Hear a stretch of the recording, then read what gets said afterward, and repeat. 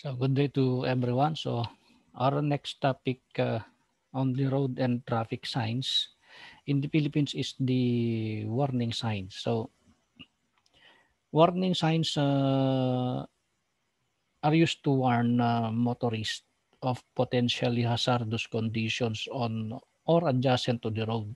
So these signs it advises motorists of road conditions that require caution and may call for a reduction in speed in the interest of safety and that of other road users. So these signs are triangular in shape containing black symbol, a reflectorized border on a retroreflective white or fluorescent yellow green, or it could be amber background. So the warning signs are classified into the following: the horizontal alignment sign, intersection signs, advance warning, traffic control device signs, road width signs, road obstacle signs, pedestrian signs, railway level crossing signs, supplementary signs, and the other warning signs. So these are the classifications of warning signs. So first is the horizontal line. So the horizontal lines, these signs are used to indicate the type of road curve ahead of the motorist. So basically, the following types are considered. So kung makakita kayo ng ganitong signs, it means that it is a sharp turn sign. So these signs are used in advance of a sharp curve where motorists are required to slow down substantially because of the road geometry. So another is the reverse turn or the double bend. Ito siya. So these signs are used where two curves in opposite direction. It's a warrant a turn sign and are separated by a tangent length of less than 120 meters. So another one is the curve or the double curve. These signs are used in advance of a substandard curve or a curve that may not be evident to the motorist in the course of his travel along a reasonable straight section of the road. Okay, mga korbadahan. Okay, another signs. Okay, this is the what we call reverse curve. Okay, these signs are used where two curves in opposite direction, one or both of which is substandard, okay, are separated by a tangent length of less than 120 meters. And also the winding road. So the winding road sign are used where there is a series of closely spaced curves.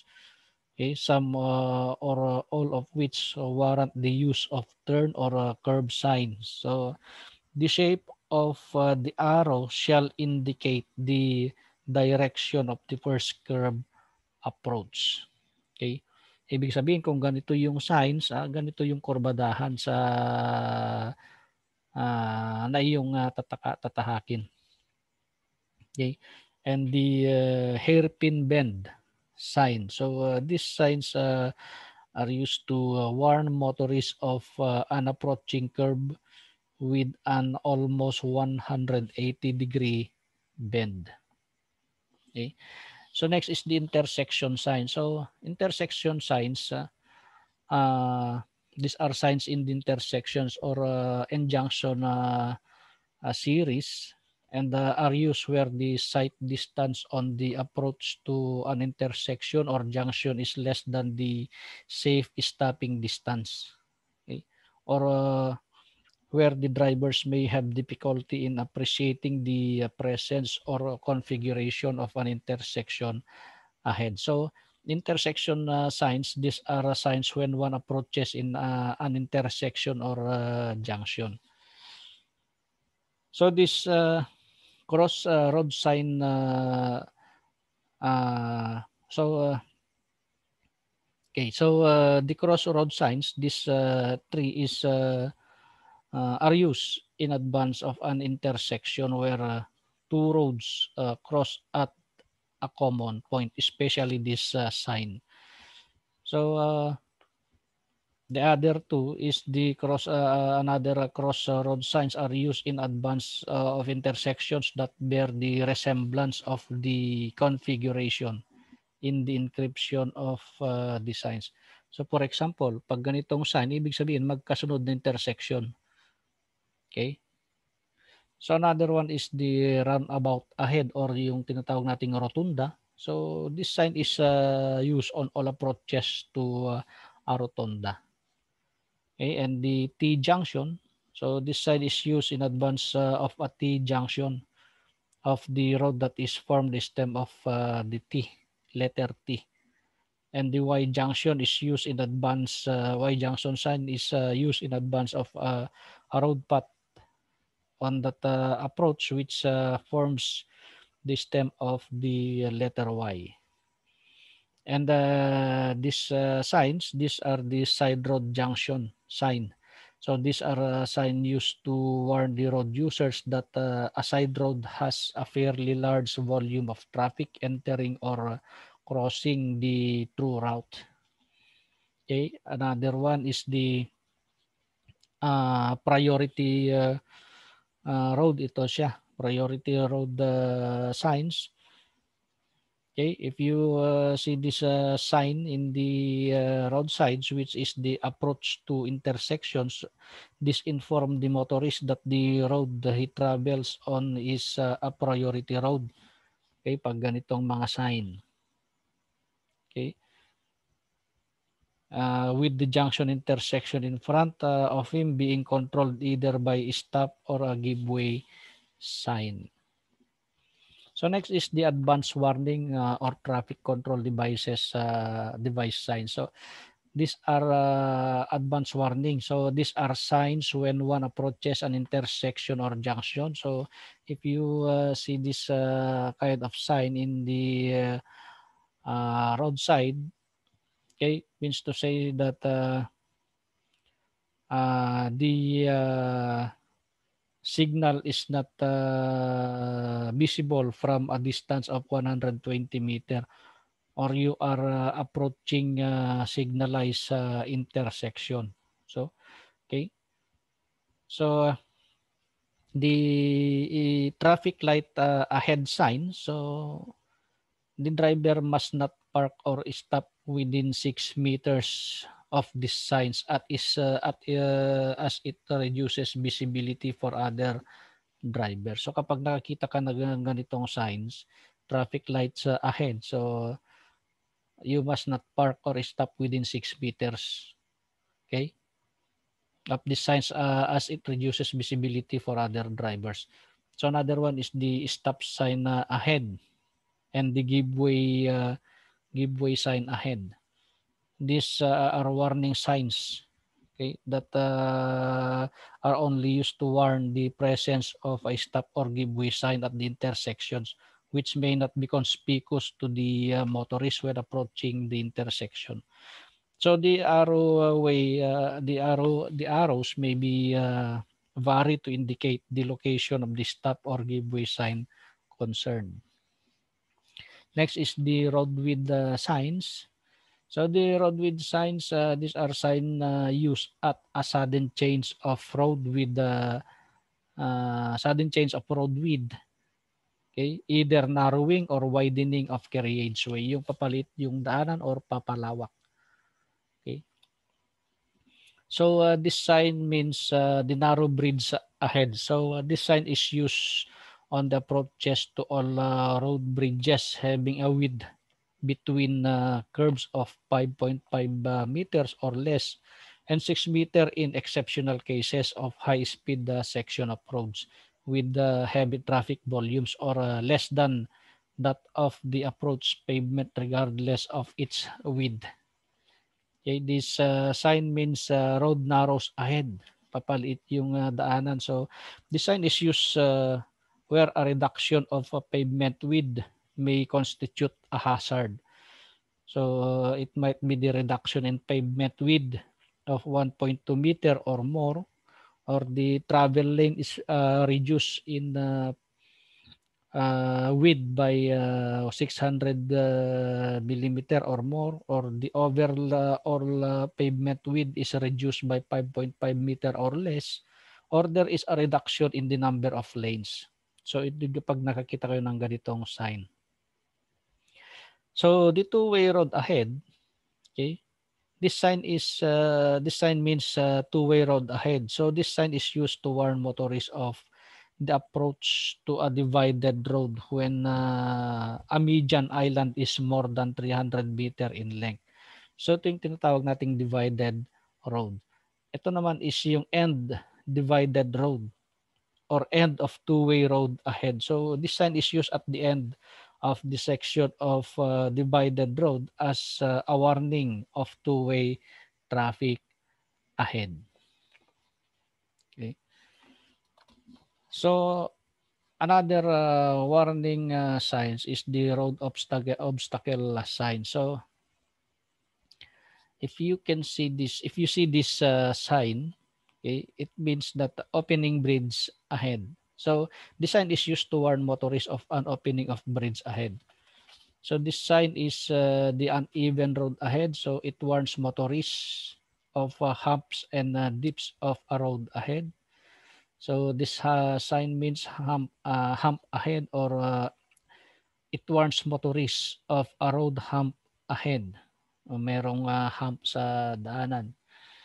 So this one is the downhill sign. Okay, so or the steep descent. So this sign is used in advance of downgrade where vehicle speeds are like to increase, yung palusong. Okay, so and also truck use low gear sign. So ito, balik na rin natin yung arrow. Dapat pataas yung arrow nito. So ibig sabihin uphill. Pag pataas yung arrow nito is uphill sign or steep climb.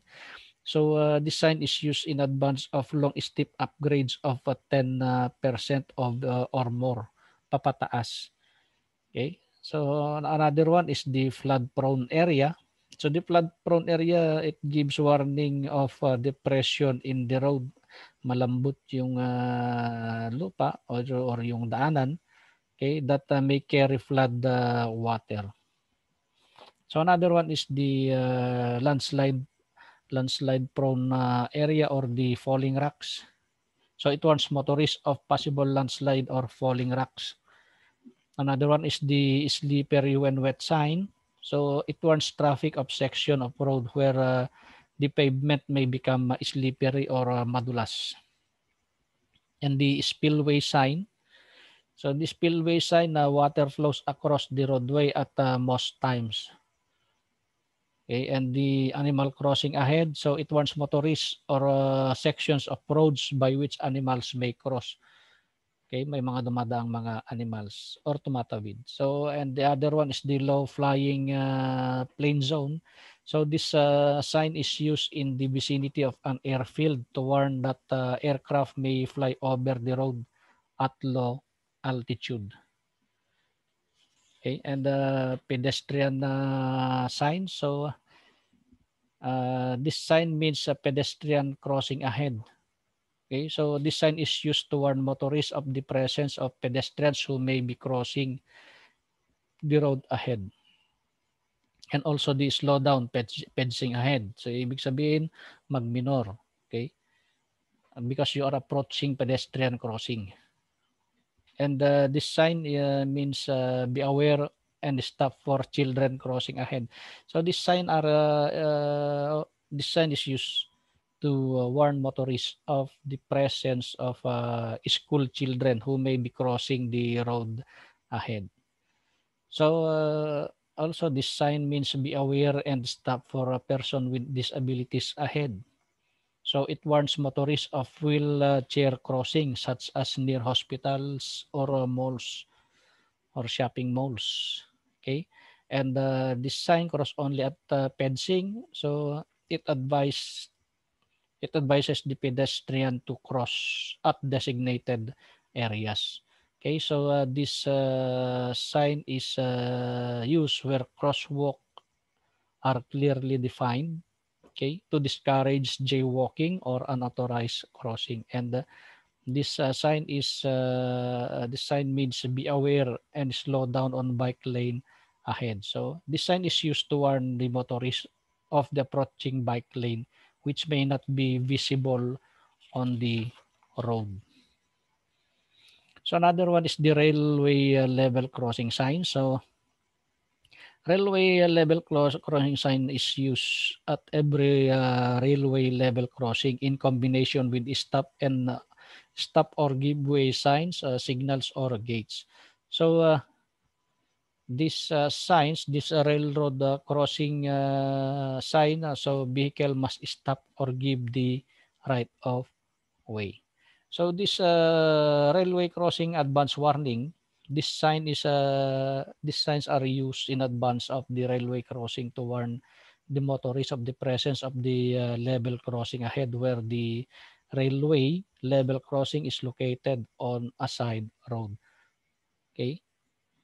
Sino gumagamit ng railway? Mga tren. Okay? And also this sign is an alternative railway crossing position in an area that can be easily seen, madaling makita. Kaya red background. So the sign is used where increased conspicuity is required instead of the normal railroad crossing position sign. So this is the normal railroad crossing position sign. Hindi mo siya halata or hindi mo siya kitang-kita kasi puti. But this is an alternative railway crossing sign. Kitang-kita. Okay? And the other warning sign is the supplementary sign. So in the supplementary signs, kapag nakakita ka ng ganito, 50 km per hour. So this sign is used only in conjunction with another warning sign to indicate the desirable speed in good weather. So ibig sabihin, ganito lang kabilis yung patakbo mo, 55 kilometers per hour. Okay. So this sign is normally used with a sign in the alignment signs that may be also used with the uneven road side. Okay. This is the preferred maximum speed during normal or weather traffic condition. So another one is the when wet. So ibig sabihin ng when wet, it is used in conjunction with the slippery road warning sign. So when wet combined with the slippery road warning sign. So for school, ito naman is used in conjunction with the pedestrian and the children crossing signs, and also disabled. So these are signs for PWDs or senior citizens, school or maybe playgrounds. Okay? Meron din kasing nakalagay na ganito na may nakalagay na playground. Okay? And the other one is ito 40 kilometers or road work.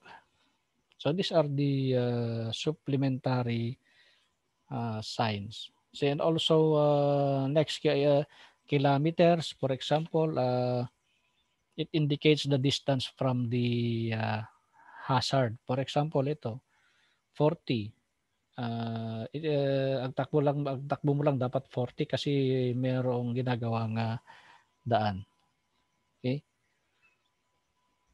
So in the another warning signs, okay, the clearance or the vertical clearance. So vertical clearance sign shall be rectangular in shape and not less than 1,500 millimeter by 600 millimeter in size, with long axis horizontal, and they shall be black letters on white reflectorized backgrounds. So the clearance sign is installed on structures where sign clearance is greater than 4.8 meters and generally not more than 5.5 meters. So makikita nyo yung mga vertical clearances na to sa mga bridges, okay, sa mga parking. Sa drive-thru na lang sa Jollibee, makikita niyo yung vertical clearance. Kung anong sasakyan lang pwedeng lumusot doon. Okay? For example, dito sa Araneta Underpass, ang vertical clearance niya ay 5.2 meters. So dapat ang taas lang ng sasakyan mo is yung sasakyan lang na pwedeng dumaan dito ay mayroong taas na 5.2 meters in height. Beyond, hindi po pwede. So an example of this is the clearance sign. So welcome to Leyte. The vertical clearance is 17 feet. So dapat 17 feet lang yung taas ng sasakyan na pwedeng dumaan dito sa bridge. Okay? So these are the warning signs in the road and traffic signs in the Philippines. So the next topic will be the guide and informative sign. So thank you and God bless.